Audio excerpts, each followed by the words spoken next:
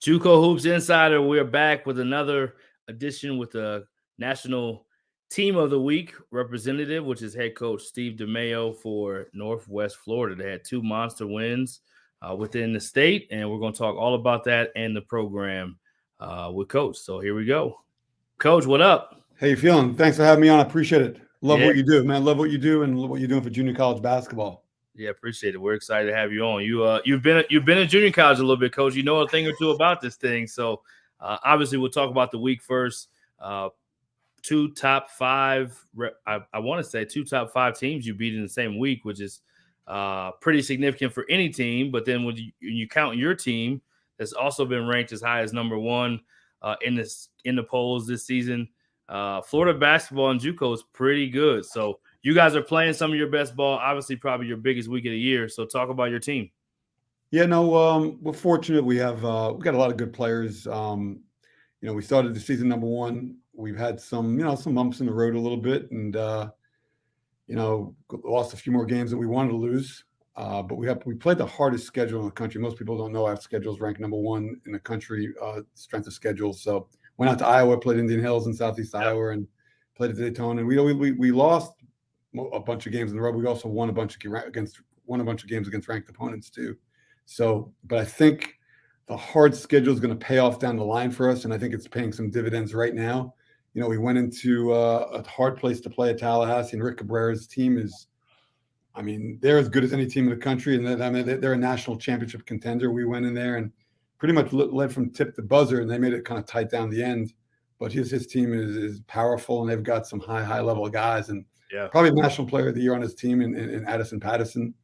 And luckily we pulled that one out. And then we played Chipola at home, and we led from basically tap to buzzer as well, and was up as much as 20 points on a great team that's coached by Donnie Tyndall. And they were number 1 in the country a couple weeks earlier. So and Donnie is an unbelievable head coach, coached at Tennessee and does a great job. So we're fortunate that we came out with 2 wins, and hopefully we can take the next step and continue this thing going in the right direction.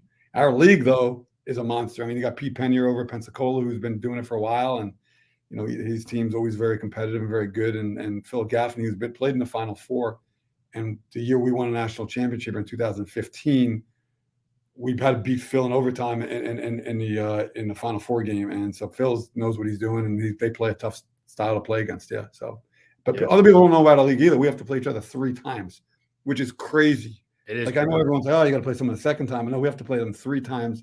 And, sometimes you got to play a team 4th time in the state tournament. And if you ever get to the national tournament, it could be a 5th time. So there's a lot of factors that go into that. There's a lot of mind games that go into that. So this being my second stint around, I'm trying to figure it out still. Yeah, so you touched on a few things. So let's talk about the schedule first. You scheduled on purpose that hard. We had Hank on earlier in the year, actually, after a win against you guys. Yep. And now you're here. We had Coach Cabrera on last week, and now you're on this week. So the Giants playing the Giants. But it's great for junior college basketball. Obviously, the ESPN Plus thing is really cool, but even when it's not, I thought you guys did a great job at Indian Hills with the promotion of it, and your program, you do a great job with it. So talk a little bit about what goes into making that kind of a schedule, because some people would be like, we just want to win. We want, you know what I mean? There's different ways. You've seen it done different ways, but now that there's a national tournament that has at-large bids, I'm assuming that plays a role. Tell us your philosophy in scheduling. Yeah, back when Calipari was at UMass, his deal was that I'll play anyone, anytime, anywhere. And we kind of have that same philosophy. It's not as easy because of travel and finances and stuff, but this year it kind of worked out where we had a couple games we needed, and Hank needed a couple games, and he invited us to come out there, and we took him up on the opportunity. But usually you play 2 teams in one location. We played Hank at his place and then drove over to Southeast the next day. So we played at 2 of the harder places to play in the country, back-to-back nights. And I thought that was going to help us the long run, just basically making our guys understand how hard this thing is and build from there. Unfortunately, we didn't fare as well as we wanted to, but I think it's all coming together now. Our guys understand, how they have to play and how they're becoming a lot more coachable and learning different roles. And the other thing is I just took the program over again this year with no one that I coached before on the roster. And we lost 3 guys to Division I programs early August, which I think really, really affected our leadership and our maturity level in the locker room. So, I think we're starting to level things off and have some fun with this. And but yeah, but like I said, we'll play. We want to play anyone, anywhere, because I think in the long run, the committee is going to look at the strength of schedule. Ours being number one in the country right now. So, and our league is one of the best in the country, if not the best, because we play each other 3 times, and going against all 4 of the coaches we have to go up against nightly only makes you better for the states and the national tournament. Yeah. And this time around, we did win a chip in 15. That was my second year here, and the conference was a bear, and that definitely helped us get to where we want to go. I mean, we lost 2 games all year, and that was to Gulf Coast, and they were like 3rd or 4th in the league that year. And but that's the strength of our conference. Every year, if you're not ready to play every night, you can get knocked off. Right. Yeah. So I had the pleasure of coaching one of your young men. Well, I coached him before, and then he came back to UTEP after Eric Villa. Yes. On a really good team with Chris Duarte, who's now with the Indiana Pacers, and Javion Hamlet, who is a legend now at North Texas and a college basketball legend for what he did in the tournament and winning championships. Talk about your first stint and your second stint, just your experiences, what you love about Northwest Florida, and what is it like this second time around? Well, as one of my good friends says, there's never a bad day at the beach. We're not far from the beach, so that helps out a lot, being in a warm climate and playing in an unbelievable arena, which is arguably the best arena in the country to play in. But jobs aren't made by facilities and locations; they're made by administrations. And Dr. Stevenson is our president, and Ramsey Ross is my boss, my athletic director, and those guys really, really support the program. So that really helps us out. That's kind of why I came back this time around. I mean, I had other opportunities to do some different things in Division I, but being a head coach was really, really appealing to me for the second time around. The first time around, it was a lot of fun too, because it was new, and exciting. And then I replaced Steve Forbes, who's now the head coach at Wake Forest. So from that perspective, there was a lot of excitement there. The second time around was a little different because I have familiarity, a lot of friends here, a lot of relationships, and it's never bad to go to a place where you have a chance to win on a consistent basis and compete against some of the best people in the country, and on a daily basis, and also in our state. I mean, we have great programs in the state. I mean, Daytona's done a great job this year. Jeremy at Eastern Florida is great. George down at Miami is good, and Eric down there at Florida Southwestern is a premier program as well. So, the competitiveness is kind of what brought me back, and being able to be a head coach is nothing like it. There really isn't. And this level is great because you're not only coaching basketball, you're molding people's lives. I know Division I coaches think they could impact people's lives a lot, but I don't think it's even remotely close to what we do at the junior college level.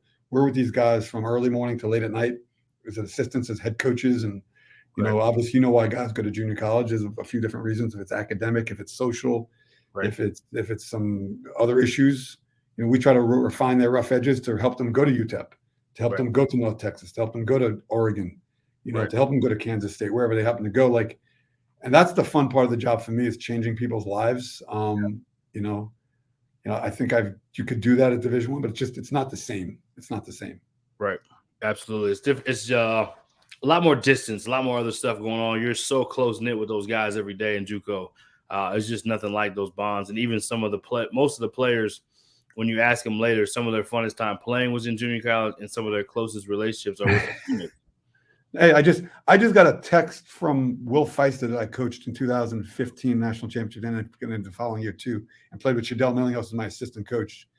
And randomly, you get those text messages, the phone calls. He's playing in France now, so those are the cool things. And I know Division I, you always stay in touch with guys and stuff, but it's just great to hear the success stories of guys who came through these doors and didn't have any direction or didn't have opportunities, and now all of a sudden they're playing professional ball. They've got really, really good jobs, or they're started businesses, and and when they started out, they didn't have direction.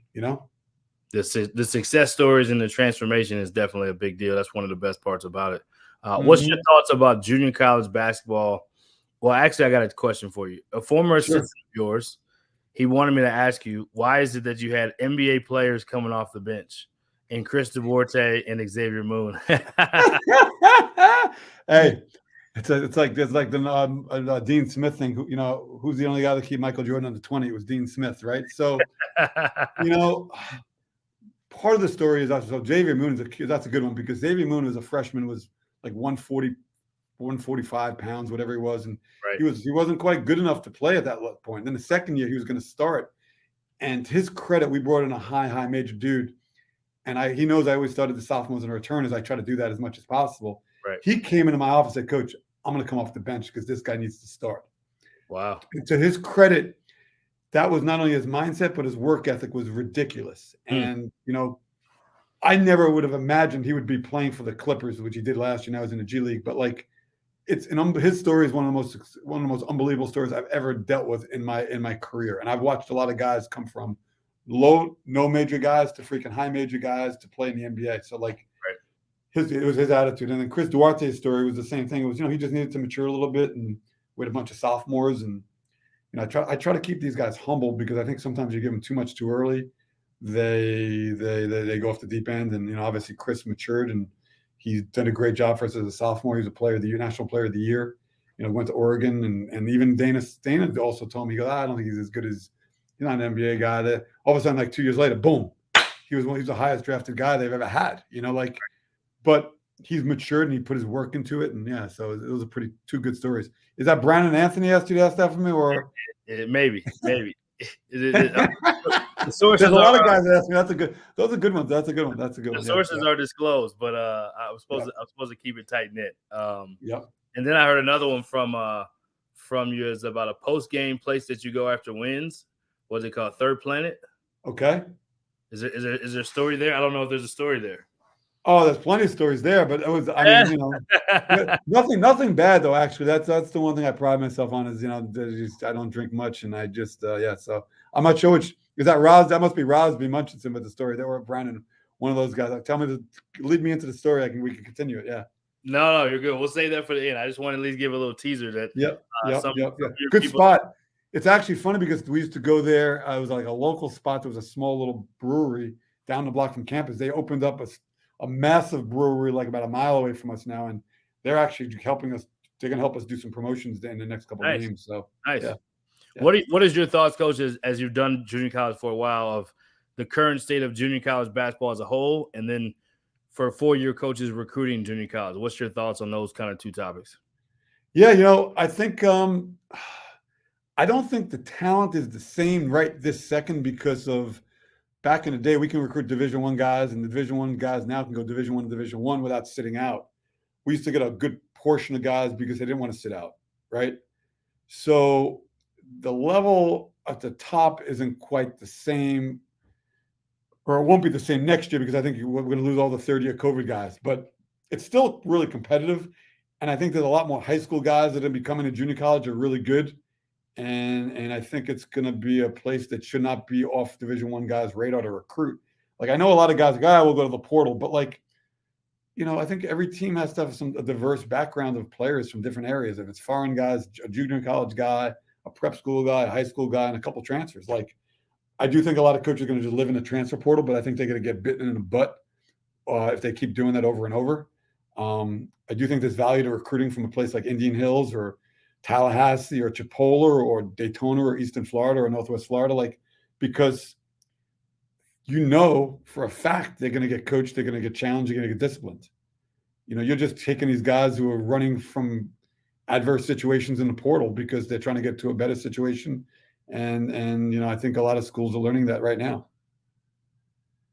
Yeah, agreed. It's kind of a mixed bag, but I think coaches are starting to get a little more into junior college in the sense of there's a sense of grit, a sense of humility, a sense of wanting to prove. I mean, you even look at some of the guys that Dennis Gates brought with him from when he was at Cleveland State. Those guys are having success at a way higher level than people would have thought that they would have. So I think there's a little bit of the makeup of kids now that come from junior college that is helping those guys continue to have success. And I think it's the portal. There's enough sample size now of guys that are really great, but then those stories that are like, this didn't really work out. We thought it was, but it didn't. Because NIL is also making it a little bit messy with the portal, because guys sometimes are just chasing that instead of chasing actual winning.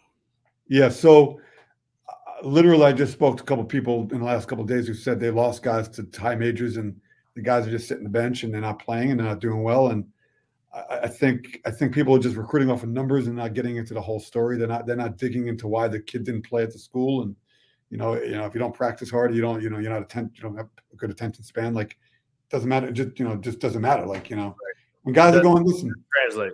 It doesn't. Yeah. It's an interesting dynamic, because I do feel like, getting back to the original question, junior college isn't being recruited quite as hard early. Yeah, I agree with that. But I really believe, like, I've gotten more phone calls in the last 2 or 3 weeks, not only because we're winning, because I think guys are realizing, hey, we need to keep a track on some of these guys. Right. That I think it's going to start coming back around in the next couple of weeks for everybody. Yeah, I agree. And this is your first time in that seat during this portal era, so yes, you'll get to see kind of a new sample size as it goes on. Because I think what I've gathered a little bit is that coaches kind of right after that first wave of portal, they dive heavy into junior college, is what it sounds like. So they maybe dive in yours a little faster because of how good you guys are. But talk about the players, since we're talking about how good you guys are as a team. Tell us about the players that are on your team that are recruitable, and kind of what they should be, what people can expect from them, and why they should recruit them. Sure. So we have 11 guys that are on our roster right now. One's redshirting. But basically, I think I have 10 Division I guys on my roster, and part of it, and I'm getting back to the original stuff about the team. Like, when I think whoever we recruit to Northwest Florida never believes they're going to be a role player. Everyone thinks they're going to be the best player on my roster. They always believe they're going to be best player in the conference, the best player in the state, the best player in the country.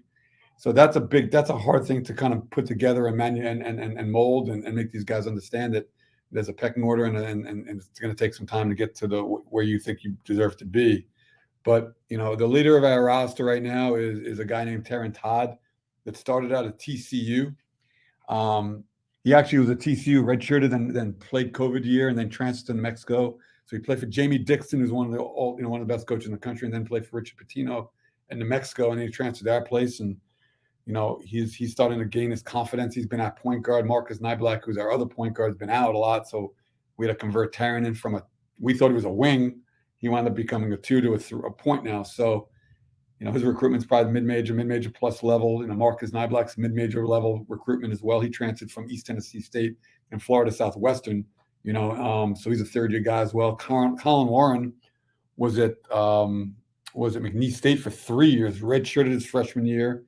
And then played COVID year, played last year. Now he's with us too. He's a wing that's probably one of the best athletes in the country. I think he should go to an up-tempo style team.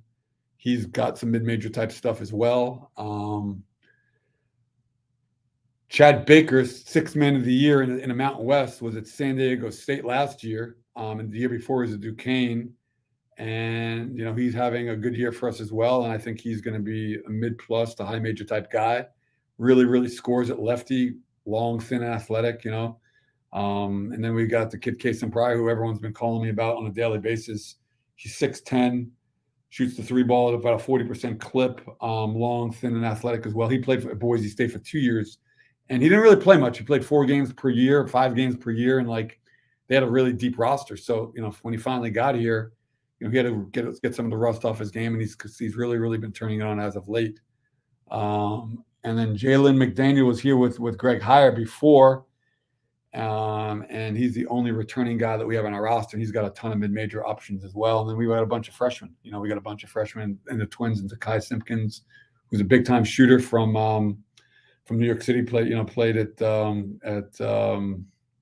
a pretty high level. So his brother's redshirting. Trey Bird is also another guy that's got a chance, and Jaden. Scheid is a really good. And by the way, Tavion Banks came from Minnesota Prep as well, who's actually been our most productive freshman. So, I don't think I left anyone off, but I don't know if anyone really wants to hear about all the details of these guys. But they're all maturing, and the key to a team like ours is having the freshmen become really good and maturing over the the break and once conference starts. Because if the freshmen challenge the sophomores, that's when you have elite level practices. Yep. Initially on, the freshmen don't understand what's going on. That it's coming at them really fast, and I think all these freshmen are now going at the sophomores, because we usually go as starters versus as second guys every day in practice, and it's been really, really competitive as of late. Good. So do you think that's the reason why you guys have kind of started to play some of your best basketball? 100%. That, and I think the guys are starting to buy into what their roles are. I think we, a lot of people watched the Indian Hills game and thought it was a high level game. And, Hank Plum is one of the best coaches in the country as well and has a high level team, skilled shooters. But we turned it over like, I don't know, 20 times. And like part of it is these guys are trying to do too much. And once they finally bought into, hey, like, less is more. Sometimes you don't got to shoot every shot just because you think you're open. You don't got to split two guys when you're going on a break. You can pull it out once in a while. And like, as a basketball coach at the higher levels, and you got some seniors and juniors on the team. And, but I think we got jammed up because guys didn't understand their roles and wanted to do too much. But they weren't doing it for a bad reason. They were just doing it because they were trying to prove what they could do. Right.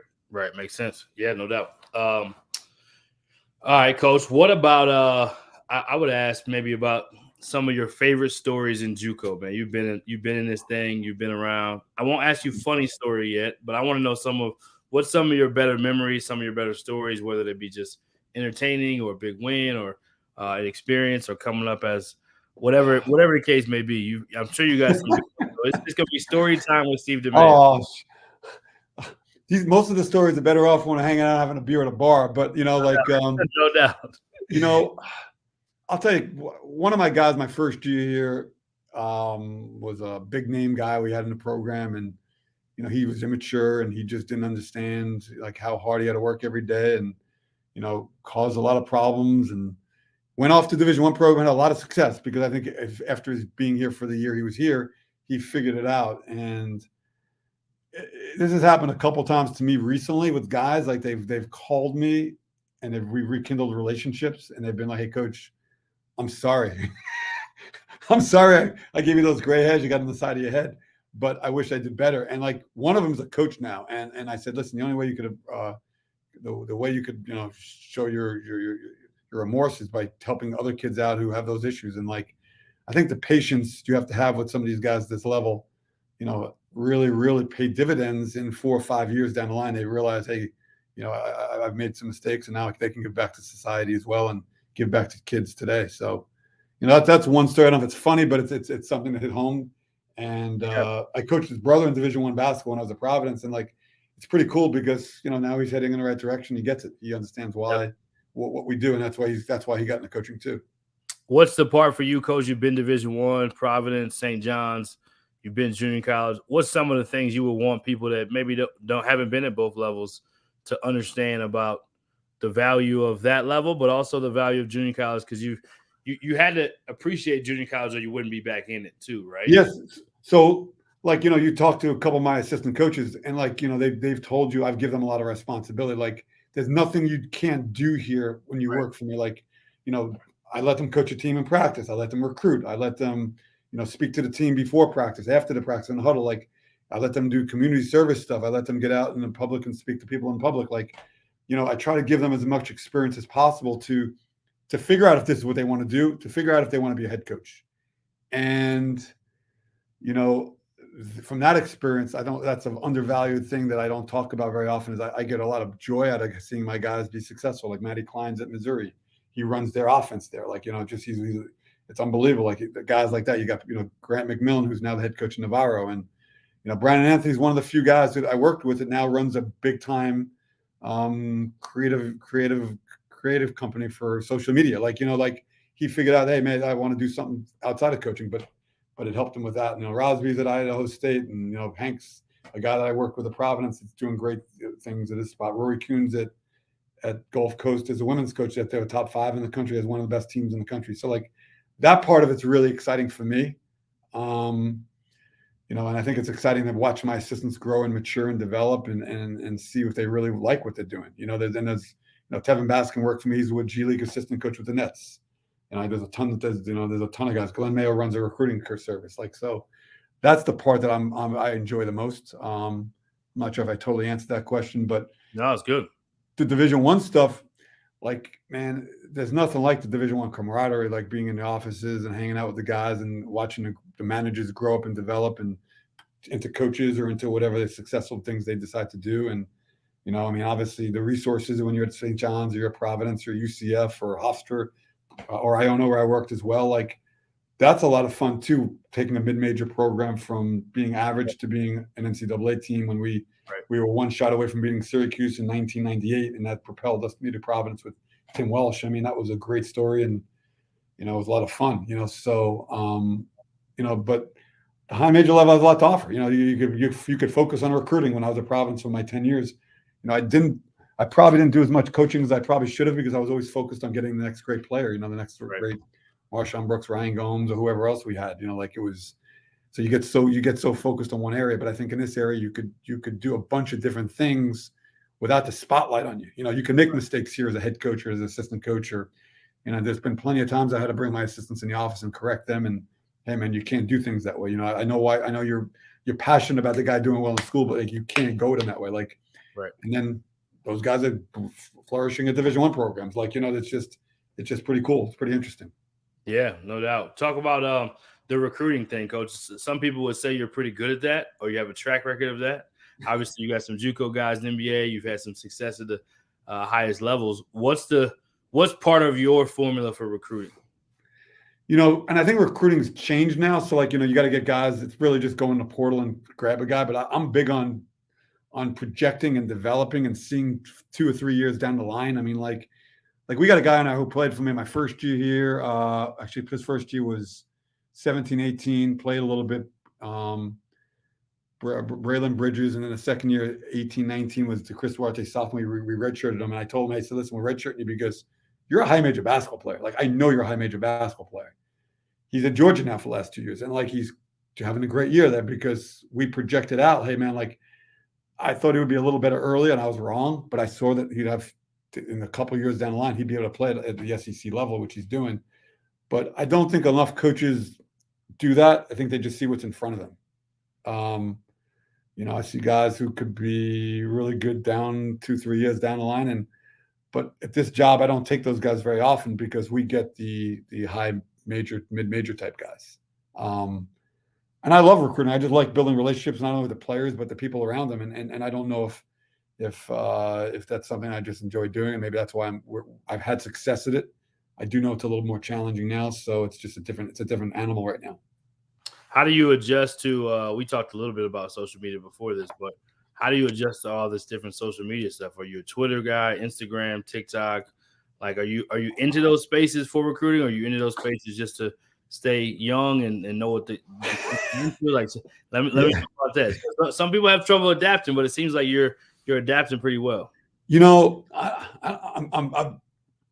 I'm TikTok. I love TikTok. I just watch stuff on there. And I think it keeps you young, like you said, keeps you in touch with different things. I'm on Twitter. I'm on Facebook, on Instagram a little bit. I'm starting to do a better job of posting. Shadell Millinghouse, who I coached here, who went on to Texas Tech after I coached him here. He's always telling me you got to post more, coach. And I probably need a guy that actually just handles it with me on a daily basis. But I do it for recruiting. I'll follow recruits. I'll send them messages on there sometimes, and I'll see a video of a kid on there while I watch it. I mean, it's the typical stuff. Yeah. But I'm more about I like to get to know people on a more personal level, and that's been a challenge now. Yeah. Even coaching our players, like in the past, we've had more guys roll in my office just on their own without me telling them to come in here because they just want to talk and have conversations. Right. And I'm not saying no one's done it this year, but the numbers are drastically different. So we have to pull them in here for whatever. Hey, come watch film. Hey, I got to tell you something. There's a coach that wants to talk to you. But in the past, Chris Duarte would just come in here and sit down, or Eric Vila would just come in and just want to talk, or give me advice on stuff. Hey, coach, we could do this on us. Eric Vila had the European background, so he had international experience, and we would talk basketball. Just different guys would just do that. The social media thing, I think, has really hurt guys. We had 2 guys that didn't practice today because of injuries, and what do you think they're doing on the sideline? And I said to myself, we got to change the rule next year. You can't even bring your phone on the court because they're on their phone, scrolling, they're not even paying attention to practice. And obviously that's my fault 100%. I've got to get that figured out. But it's just, they're so into that they don't want to talk. Right. And that's been a big challenge for our team too. And I think that's also hurt us early in the year, just the communication piece. And I don't understand when it went bad. Maybe it went bad during the pandemic. But from 2013 to 2019, we never had a problem with communicating amongst our guys on the court and off the court. Right. It's changing fast, coach. It's changing fast. And to what you just said to me about social media, like I'm trying to do a better job of figuring out how to communicate with guys. Like, and I know I'm taking a hit on it because like I'm like it's frustrating me a little bit, but I'm not quitting. I'm working at it. Like so, like everyone's you got to hire young guys, but hey man, like young guys don't understand all the stuff either. Like just because I'm a little bit older guy, like I think we can figure it out. And we are figuring it out, and we have the experience and so I think it's turning. Like a few days ago, we had five guys walk in my office after they were shooting down, doing extra shooting. Like I was like, all right, we're making progress. And like they just sat here, we watched the game on TV. They started asking me questions, and like you got to figure out how to break through that, and like having them over at your house or taking them to lunch. Maybe those are things that work as well. I mean, it's just there's so many things going on, and so many things you could do to better your communication thing. Yeah. Do you guys or have you explored when you go on road trips, like taking the phones the night before? Like, is that a thing yet, or is that because I know some people are like they're all about it, some people are not. I've worked and I've seen it go down. Like emails that try to take them away, so people actually interact. There's a lot of things that people try. Some of them work, some don't. First of all, I don't even know like if it's illegal to do that. Like I don't know. Like there's so many things. The last thing I want to do is have someone tell you, you're gonna lose your job. You took someone's phone. Like everything you have to be so careful about now, right?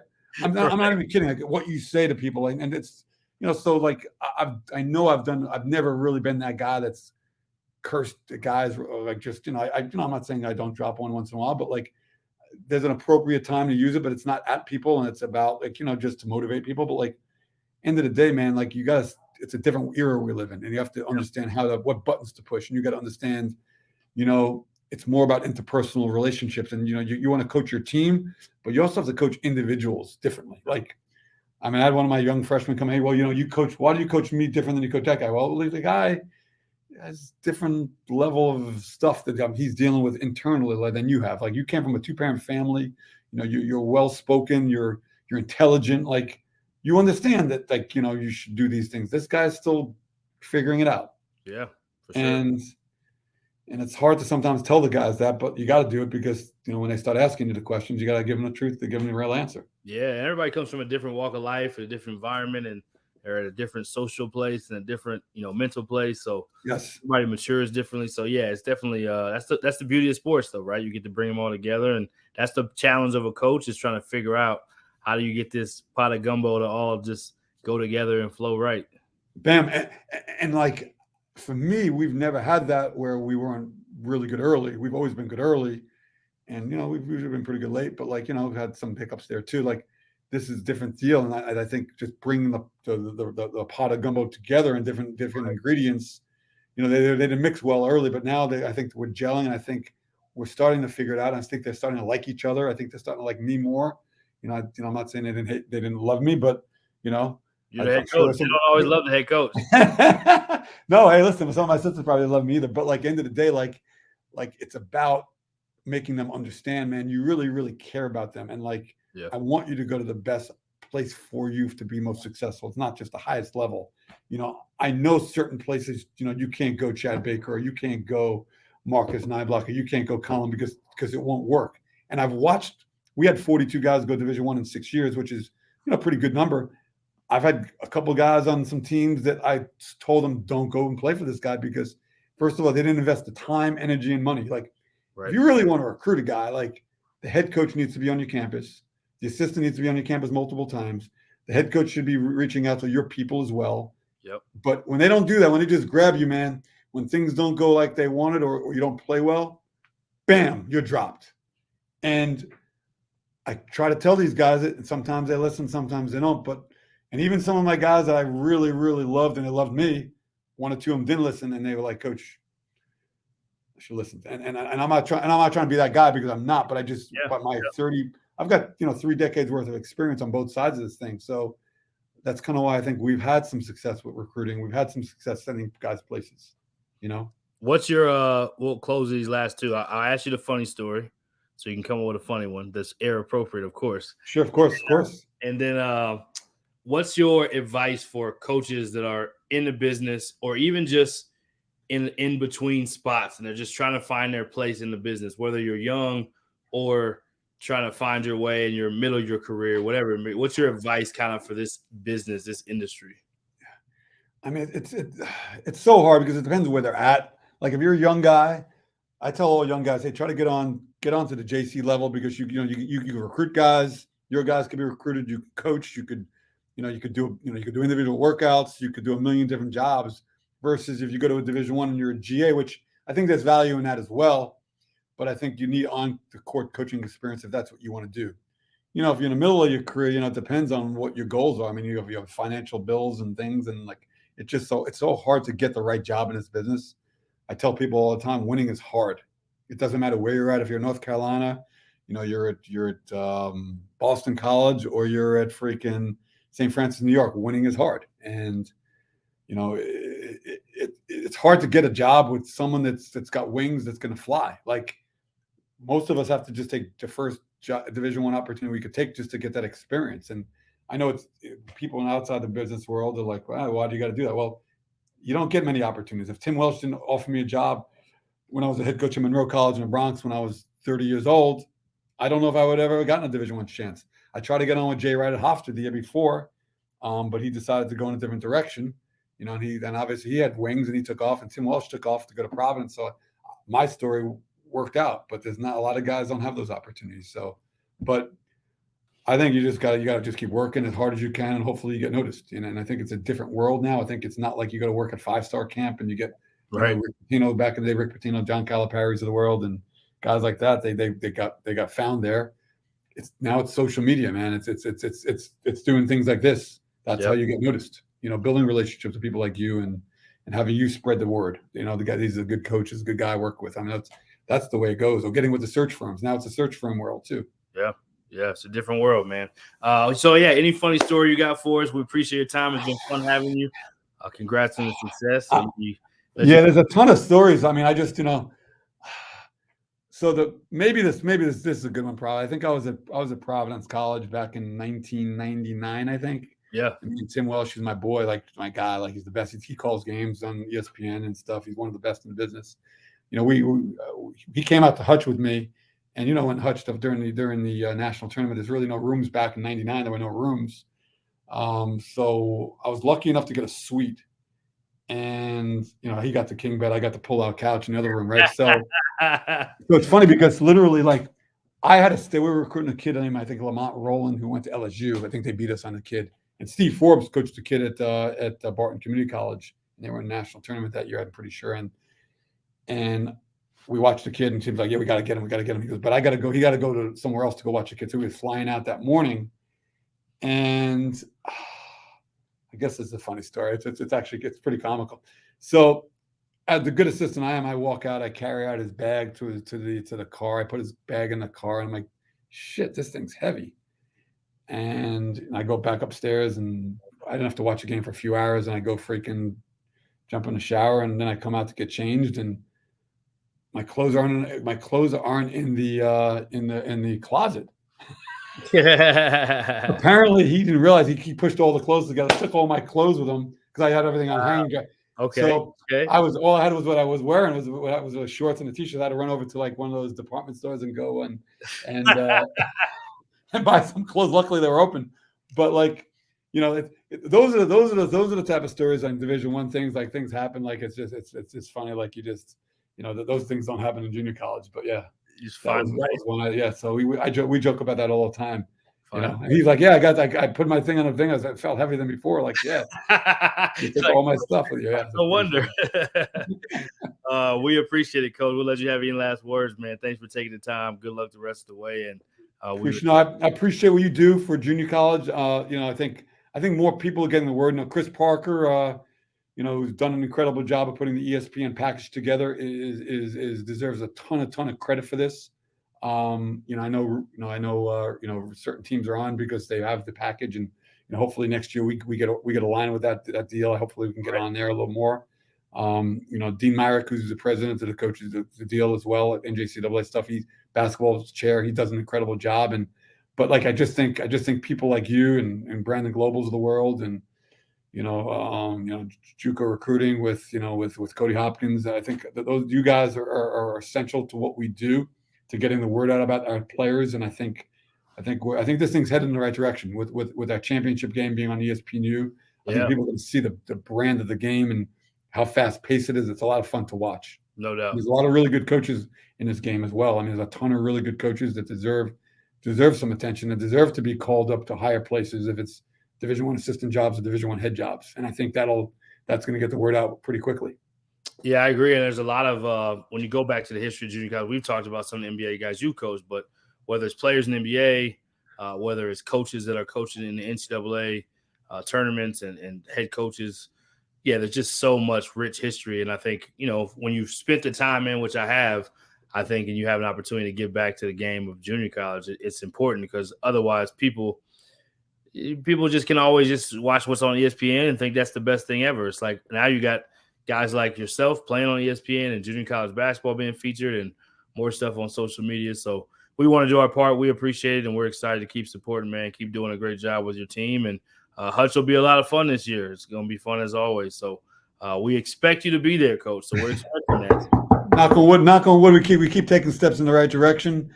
Yes, we'll see what happens. It's all about Pensacola on Saturday night. We're going to watch them. We have a bye week this week, so we're going to go over and watch them. They play Tallahassee. Tallahassee's at Pensacola tonight, and then we got Pensacola here. So, as I've used to say in the past, it's one day at a time. And with this group, I have to get back to that saying. I got to keep saying that, and hopefully we keep taking those steps. But I do appreciate you, and anything you ever need from us, we're there for you. Thank you, Coach. We appreciate it, and good luck the rest of the way.